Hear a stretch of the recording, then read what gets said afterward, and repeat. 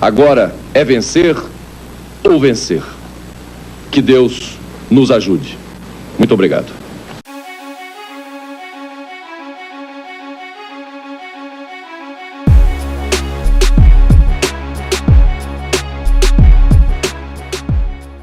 Sexta-feira, 16 de março de 1990. Miguel acordou feliz da vida. No dia anterior, finalmente ele havia visto um presidente democraticamente eleito tomar posse. E justamente aquele em que havia votado. Fernando Collor de Mello, o caçador de Marajás, era jovem, entusiasmado, trabalhador, honesto. Miguel não tinha dúvidas de que Collor colocaria o Brasil nos trilhos, acabando com a corrupção e dando um jeito na economia. Miguel estava cheio de planos para o futuro. Ele já havia vendido sua caminhonete velha, caindo aos pedaços. Na semana seguinte, quando os bancos reabrissem, iria comprar uma nova. Há tempos estava economizando. Com a caminhonete nova, maior e mais econômica, poderia fazer mais fretes, ganhar mais dinheiro, terminar a reforma da casa e pagar a faculdade da filha. Ele estava animado.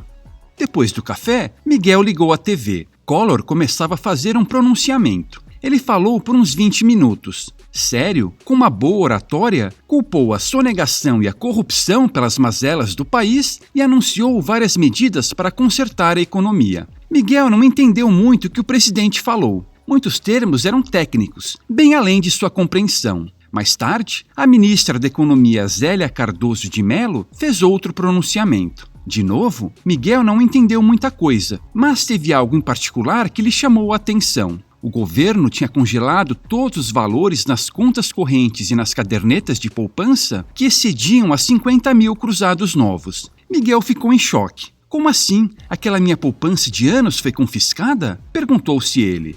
Era exatamente isso que havia acontecido. A ficha ainda não havia caído para Miguel. Seus amigos também não estavam acreditando. Ao longo do dia, assistindo aos analistas no rádio e na TV, Miguel foi aos poucos aceitando a realidade. Sim, de fato, praticamente tudo que havia economizado por anos tinha sido tomado pelo governo, e justamente pelo presidente em que havia votado. Collor prometeu devolver o dinheiro em 18 meses, devidamente corrigido pelo índice de preços. Porém, Miguel já tinha passado por planos econômicos suficientes para saber que nunca mais viria a cor daquela grana. Não tinha absolutamente nada que pudesse fazer. Ele teria de dar um jeito de trabalhar dobrado para conseguir pagar as contas e colocar comida na mesa. Seus sonhos? Bem, seus sonhos estavam todos destruídos. A triste história de Miguel foi uma entre tantas provocada pela mais agressiva intervenção econômica estatal perpetrada em terras brasileiras. O confisco das contas e das poupanças foi traumatizante. Tentemos entender o que aconteceu. Graças ao socialismo sob o qual sempre vivemos, a economia do Brasil vivia em frangalhos. No final dos anos 1980, as coisas não eram diferentes. Lembre-se de que socialismo é sinônimo de planejamento central, que só pode ser implantado coercitivamente. Logo, não é de se espantar que, só no governo Sarney, entre 1985 e 1989, tivesse havido 5 planos econômicos: Dornelles, Cruzado I, Cruzado II, Bresser e Verão. Tais planos tinham como objetivo estabilizar a economia, mas, claro, deixaram uma terra arrasada, com aumento de preços incontroláveis e estagnação.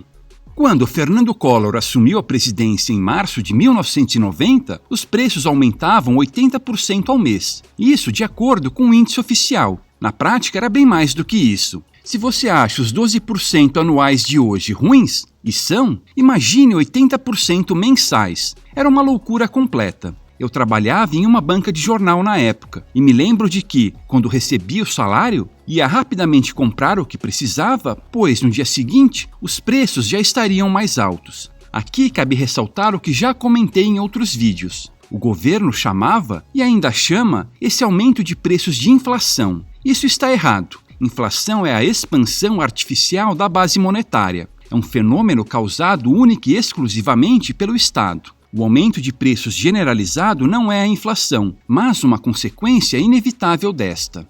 Para acabar com a inflação, bastaria o governo parar de criar dinheiro do nada. Isso, porém, não seria feito, porque era com a inflação que o Estado espoliava a população e se financiava. O mesmo acontece hoje, por sinal. Daí a importância de se mudar o sentido da palavra inflação. Tratando-a como aumento de preços, a culpa pode ser colocada, por exemplo, no feirante e não no Banco Central. E por falar em Banco Central, no dia 14 de março, ele havia decretado um feriado bancário de 3 dias. Isso era até comum naquela época. Ninguém se surpreendeu. Era o prenúncio de mais um plano econômico, algo que todos sabiam que iria acontecer. Até aí, normal. No dia 15, Fernando Collor tomou posse. No dia seguinte, ele anunciou o Plano Brasil Novo, que passou a ser conhecido popularmente como Plano Collor.